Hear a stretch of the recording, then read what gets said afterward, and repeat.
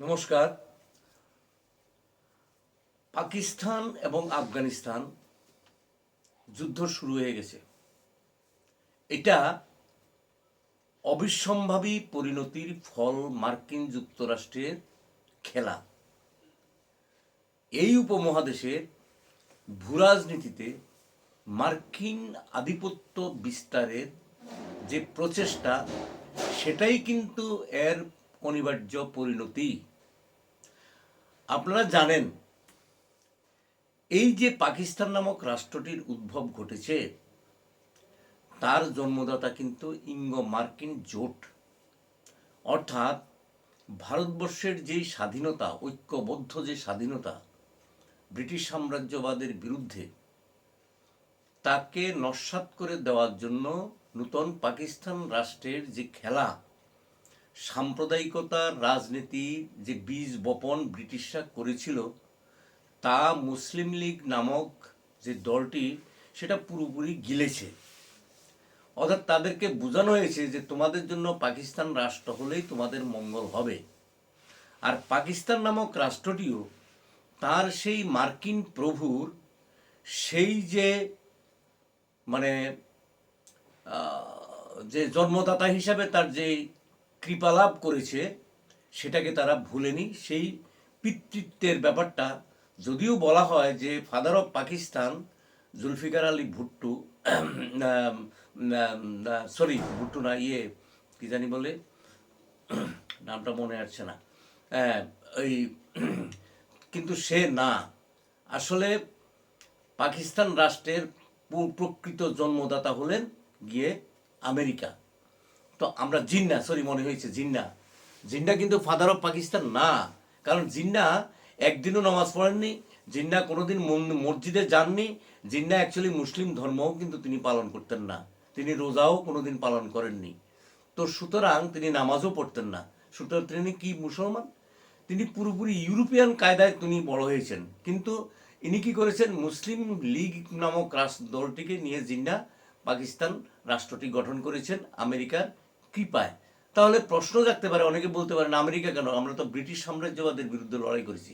না, ব্রিটিশ সাম্রাজ্যবাদেরও তখন ততটা শক্তি ছিল না আমেরিকা পেছনে না থাকলে। তো সেই পিতৃত্বের ঋণ আমেরিকা পরিশোধ করছে। এখানে আমরা যদি বলি যে ভারতবর্ষের বিরুদ্ধে যে পাকিস্তানিদের যেই মানে সাম্প্রদায়িক উস্কানি বা ভারত বিরোধী যে অবস্থান, সেটা কিন্তু পুরোপুরি হচ্ছে মার্কিন মদতেই। অর্থাৎ মার্কিন রাষ্ট্র মানে মার্কিন যুক্তরাষ্ট্রই পাকিস্তানকে দিয়ে ভারত বিরোধী প্রচার চালাচ্ছে। অর্থাৎ ভারত বিরোধিতা করেই যত করবে পাকিস্তানকে, তত বেশি ভিখারি পাকিস্তানকে তত বেশি আর্থিক সাহায্য ওরা দেবে। তো প্রশ্নটা হলো আফগানিস্তান কেন? আফগানিস্তানে তো এই নাজিবুল্লাহ সরকারকে পতন ঘটানোর জন্য এই পাকিস্তানের সাহায্য নিয়েই কিন্তু আমেরিকা সেখানে পতন ঘটিয়েছিল। তো পতন ঘটাবার পর সেখানে যেই সরকার প্রতিষ্ঠিত হয়েছে, সেই সরকারকেও কিন্তু চালাতো মার্কিন যুক্তরাষ্ট্র। কিন্তু দেখুন, এই মার্কিন যুক্তরাষ্ট্রের সেই আধিপত্য আফগানিস্তানে দীর্ঘদিন কিন্তু ধরে রাখতে পারেনি। এটা মার্কিন সাম্রাজ্যবাদের ইতিহাস পড়লেই আপনারা দেখতে পাবেন যে আমেরিকা যেই রাষ্ট্রে যেখানে যেখানে সাম্রাজ্যবাদী থাবা মানে বসিয়েছে, সেখানে কিন্তু তারা দীর্ঘস্থায়ী শাসন করতে পারেনি এবং তাদের সাম্রাজ্যও সেখানে দীর্ঘস্থায়ী হয়নি, মার খেয়ে সেখান থেকে আসতে হয়েছে। তা আফগানিস্তান থেকে যখন মার খেয়ে চলে যায়, তখন কিন্তু পাকিস্তানের খুব কষ্ট হয়েছিল, কারণ তার বাবা মার খেয়েছে, সুতরাং সে সেই মারের প্রতিশোধ ভুলতে পারেনি।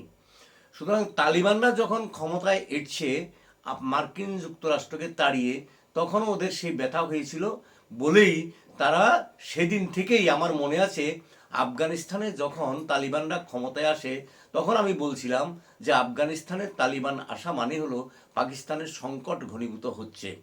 এখন দেখুন, পাকিস্তান যে নামক যে রাষ্ট্রটি, তারা কিছুতেই মার্কিন যুক্তরাষ্ট্রের মদতে ওরা আফগানিস্তানের বিরুদ্ধে আবার সেখানে তারা চাইছিল যে তাদের আধিপত্য কায়েম করতে।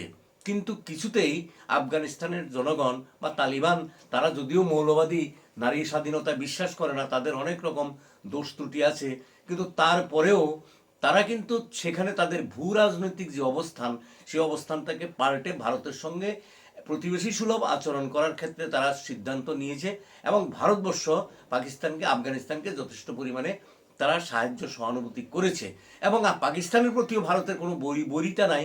ব্রিটিশরা করে দিয়েছে কিন্তু পাকিস্তানিদের আসল রাগ হলো যেহেতু পূর্ব পাকিস্তানটাকে স্বাধীন বাংলাদেশ হওয়ার ক্ষেত্রে বাঙালি জাতির যে জাতীয়তাবোধের মধ্যে হয়ে ভাষা আন্দোলনকে কেন্দ্র করে তারা যে সেখানে মুক্তির স্বাদ পেয়েছে, যে 71 সালে 1971-এ তারা যে স্বাধীন বাংলাদেশ প্রতিষ্ঠা করেছে, ভারতের সাহায্য ছাড়া সম্ভব হতো না।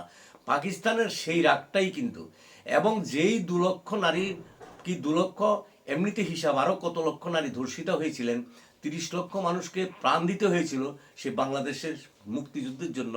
পাকিস্তান কিন্তু তাদের সেই দিন ভুলে যায়নি। জামাতে ইসলামী এবং রাজাকার বাহিনীও কিন্তু এখন বাংলাদেশের অন্তত জনগণের প্রায় 20% সেখানে আছে, যদিও 80% মানুষই বাংলাদেশে মুক্তিযুদ্ধের পক্ষে এবং তারা স্বাধীন বাংলাদেশের পক্ষে।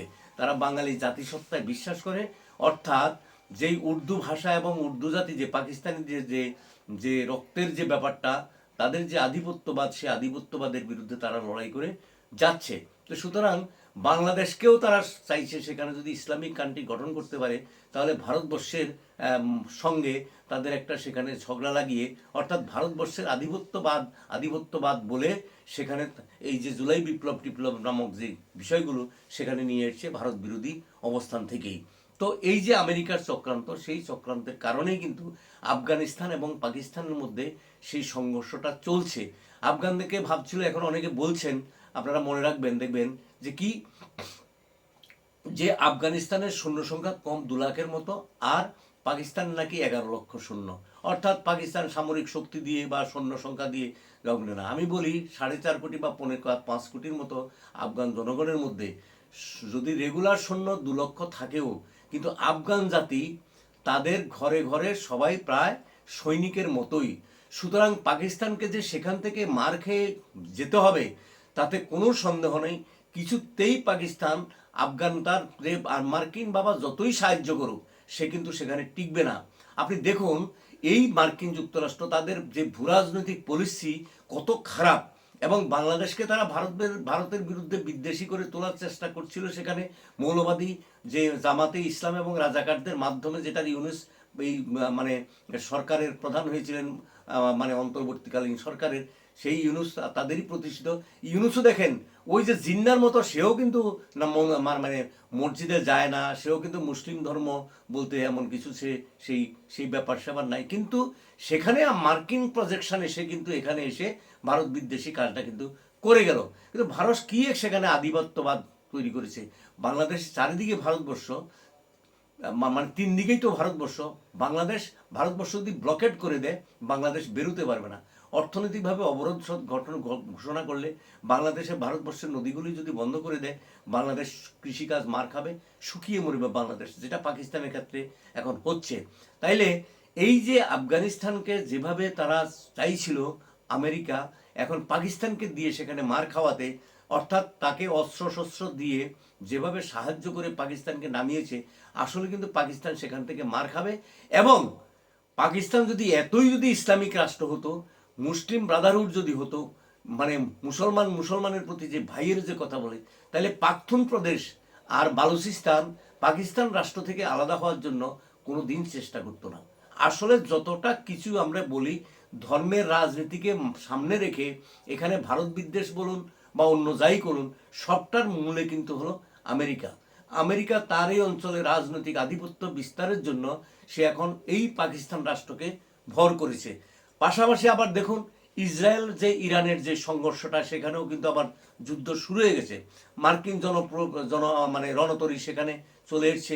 মার্কিন যুক্তরাষ্ট্র প্রায় যুদ্ধ ঘোষণা করে দিয়েছে ইরানের বিরুদ্ধে। তাহলে দেখুন মুসলিম রাষ্ট্রগুলোকে একটার বিরুদ্ধে আরেকটা লাগিয়ে, অর্থাৎ ইসলামিক যে দেশগুলো আছে, মুসলমানদের যে কান্ট্রিগুলো আছে, সেগুলোকে প্রায় ধ্বংসের কিনারায় নিয়ে গেছে আমেরিকা। প্রতিদিন কত শত মুসলমান সেখানে মরছে এই আমেরিকার চক্রান্ত ফলে। কিন্তু এরা বুঝতে পারছে না যে আমেরিকার এই তেল সাম্রাজ্যকে করার জন্য কিছুদিন আগে ভেনেজুয়েলার যে শাসককে তুলে নিয়ে গেছে, গ্রিনল্যান্ড চাইছে করতো ইউরোপ দখল করার জন্য। ইউরোপিয়ান ইউনিয়নের সাথেও আপনার পাকিস্তানের আমেরিকার এখন সম্পর্ক আগের মতো নেই, অর্থাৎ নেটো এখন মুখ থুবড়ে পড়ার মতো অবস্থায় চলে এসছে। এখানে অনেকে প্রশ্ন করেন, আমি যখন ভিডিওগুলো দেই আপনারা অনেকে হয়তো সবটা দেখেন না, অনেকে স্কিপ করে চলে যান, যে বলছে আমার এখানে কমেন্ট আসছে যে বাংলাদেশ নিয়ে এত মাথা ব্যথা কেন। হ্যাঁ, বাংলাদেশ নিয়ে আমাদের মাথা ব্যথা হবেই, এই কারণে হবে যেহেতু আমাদের পার্শ্ববর্তী রাজ্য, আর বাংলাদেশের যে বাঙালি জাতি তাদের রক্তের সঙ্গে আমাদের রক্ত এক। শুধুমাত্র তাদের অধিকাংশ লোক মুসলমান ধর্মে দীক্ষিত কনভার্টেড মুসলিম, আর আমরা হলাম হয়তো আমরা আগের আমাদের ধর্মের মধ্যেই আমরা সনাতন ধর্মের অন্তর্ভুক্ত রয়ে গেছি। তো এইটাই কিন্তু বিষয়। কিন্তু আমাদের রক্ত যদি পরীক্ষা করা হয় তাহলে কিন্তু আমাদের জিন গঠিত ব্যাপার, ওরাও বাঙালি আমরাও বাঙালি, নৃতাত্ত্বিক বিশ্লেষণে কোনো সমস্যা হবে না। শুধুমাত্র এখানে যাদের রক্তে ওই যে পাঠানের রক্ত বা ওই যে মানে মুসলমানদের যে পাকিস্তানি যে মুসলমান তাদের যে রক্ত এখানে প্রবাহিত আছে যাদের, তারাই শুধুমাত্র ভারত বিরোধিতা করছে, ভারতের নামে যা খুশি তা বলছে। আপনারা একটা জিনিস লক্ষ্য করুন, এই যে বাংলাদেশে যে ভোটটা হলো, সেই ভোটের মাত্র 3 দিন আগে ইউনিসেফ কি দায়বদ্ধতা ছিল যে আমেরিকার সঙ্গে গিয়ে সেই চুক্তি করার জন্য। কি চুক্তি? সেখানে আমেরিকার অস্ত্র ব্যবসা। অর্থাৎ তার মুখ্য ব্যাপারটা হলো সারা বিশ্বে যদি যুদ্ধ লাগে, তার তাবেদার রাষ্ট্রগুলি যুদ্ধে জড়িয়ে পড়ে, তাহলে সে তার অস্ত্রশস্ত্র বিক্রি করতে পারবে। ঠিক একই অবস্থা বাংলাদেশকে দিয়েও করিয়ে নিয়েছে। বাংলাদেশের যেই কারখানা মানে সুতা কারখানাগুলো বা তার যেই বস্ত্র শিল্প মুখ থুবড়ে পড়েছে, যেই কন্ডিশনে যেই শর্তে ইউনুস সরকার বাংলাদেশের সঙ্গে আমেরিকার সঙ্গে চুক্তিবদ্ধ হয়ে গেছে, সেটা যদি পালন করে বাংলাদেশের অর্থনৈতিক সাংঘাতিকভাবে মার খাবে। অর্থাৎ আমেরিকার বিশাল পরিমাণে লাভ হবে, সে যুদ্ধাস্ত্র কিনবে। আচ্ছা, আপনারা একটা কথা বলুন তো দেখি, বাংলাদেশের এখন যে সামরিক শক্তি আছে, তার যে অস্ত্র ভাণ্ডার আছে, তার যে সৈন্য সংখ্যা আছে, তা সে যদি তার 10,000 গুণ বৃদ্ধি করে এবং বাংলাদেশকে যদি 10,000 বারো বিক্রি বা 1,000 বারো যদি বিক্রি করে, যেই সম্পদ যেই টাকা রোজগার হবে, যে অস্ত্র কিনতে পারবে, তারপরেও তো ভারতবর্ষের সঙ্গে পাঙ্গা নেওয়ার মতো ক্ষমতা তার থাকবে না, কোনো দিনই থাকবে না।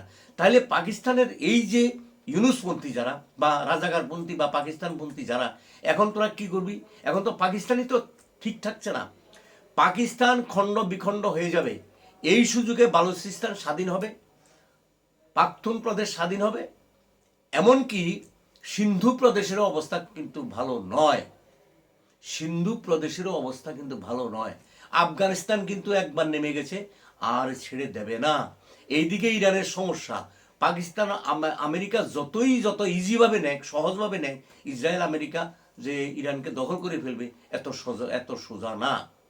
অর্থাৎ এই পাকিস্তান ইরানের বিরুদ্ধে আমেরিকাকে মদত দিচ্ছে। আপনি বুঝুন এরা কত বড় হিংস্র।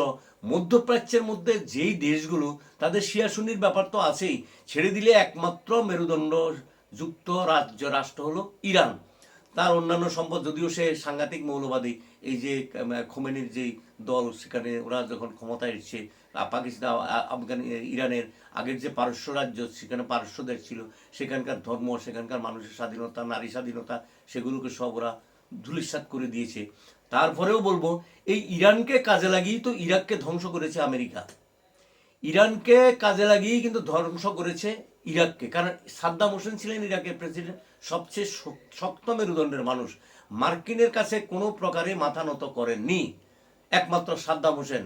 সেই উদ্দাম সাদ্দামকে ধ্বংস করেছে, মেরেছে।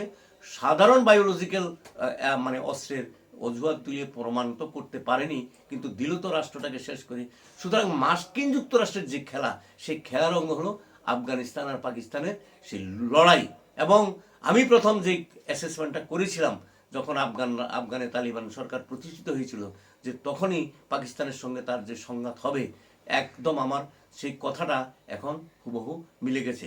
সুতরাং এখন এই যে ভূ রাজনৈতিক আমেরিকা যতই এখানে চাইছেন নষ্টামি করার জন্য, বাংলাদেশকে চেয়েছিলেন একটা ইসলামিক রাষ্ট্র করে, সেখানে পাকিস্তানের তাবেদারি সরকার প্রতিষ্ঠা করে জামাতে ইসলামের মাধ্যমে ভারত বিরোধী কার্যক্রম চালিয়ে যাবে। তো এটা কিন্তু আর হয়নি, ভারতবর্ষের জনগণ সেটা মেনে নেবে না, এবং আমেরিকার এই যে খায়েশ বা এই যে খোয়াব, সেটা কোনোদিন পূর্ণ হবে না। আমেরিকা আবার মার খাবে, মানে পাকিস্তান মার খাবে, মানে পাকিস্তানের যে রাষ্ট্রটা এখন বর্তমানে আছে সেই রাষ্ট্রের আদৌ অস্তিত্ব সবটা অটুট থাকবে কিনা তাই এখন সন্দেহের মুখে এসে দাঁড়িয়েছে। আমার মনে হয় এইবারের লড়াইয়ের ফলে ভারতবর্ষ যদি সতর্ক থাকে তাহলে অন্তত ভারতবর্ষ এই সুযোগে পোকটাকে দখল করে নিতে পারে। এবং অপারেশন সিন্দুর আমাদের প্রাইম মিনিস্টার বলছেন অপারেশন সিন্দুর শেষ হয়নি, জানি না তখন কেন হঠাৎ করে যুদ্ধটা বন্ধ করে দেওয়া হলো। এখন আমার মনে হয় আবার সুযোগ এসছে পাকিস্তানকে উচিত শিক্ষা দেওয়ার। কারণ কি, আপনার প্রতিবেশী যদি ভালো না হয় আপনি রাত্রে ঘুমোতে পারবেন না, পাশের বাড়িতে আগুন লাগলে আপনি নিশ্চিন্তে থাকতে পারবেন না। আমাদের ভারতবর্ষের শান্তি সম্প্রীতির প্রশ্নে এখন আমাদের দরকার বাংলাদেশের দিকে নজর রাখা। আপনারা জানেন চট্টগ্রামে সেখানে বাংলাদেশ থেকে একটা প্রোগ্রামের মধ্যে পাকিস্তান জিন্দাবাদ ধ্বনি উঠেছে এই পরশুদিন। তাহলে বুঝতে পারছেন যে কেন যে ওরা বলছে বাংলাদেশ নিয়ে কেন মাথা ঘামাই, কেন ভিডিও দেই, বাংলাদেশ নিয়ে কেন আমাদের চিন্তা করি, আমাদের ভারতবর্ষ নিয়ে চিন্তা। এই কারণেই ভারতবর্ষ কিন্তু ভারতবাসী হিসাবে, একজন ভারতবাসী হিসাবে, একজন ইন্ডিয়ান হিসাবে আমার দেশাত্মবোধ সম্পর্কে আমার ধারণা থাকার পক্ষে আমি আমার দেশের শান্তি সম্প্রীতি, এই দেশের উন্নয়ন সব কিছুকে মাথায় রেখে আমার প্রতিবেশী ভালো থাকুক সেটাই আমরা চাইব, বাংলাদেশ সুস্থ থাকুক সেটাই আমরা চাইব। পাকিস্তানে আমরা চাইলেও হবে না, এখানেও পাকিস্তানের পন্থী লোক আছে এখনও যারা অনেকে পাকিস্তানকে সাপোর্ট করে তলে তলে। তা আমি তাদেরকেও বলবো ভারতবর্ষে থেকে ভারতবর্ষের বিরুদ্ধাচরণ করবেন না। আপনি যে ধর্মেরই হোক, যে জাতেরই হোক, আমি কোনো জাত ধর্মে আমি বিশ্বাস করি না। আমি হিউম্যানিস্ট, আমি মানবতাবাদে বিশ্বাস করি। সবার উপরে মানুষ সত্য, তাহার উপরে নাই, এই তত্ত্বে আমি বিশ্বাসী। সুতরাং আমি শান্তি সম্প্রীতির পক্ষে। তো আজকের এই যে ভিডিওটা দিলাম, এটা যদি ভালো লাগে বন্ধুদের মধ্যে শেয়ার করবেন এবং সাবস্ক্রাইব করবেন। ভালো থাকবেন সবাই। শুভরাত্রি।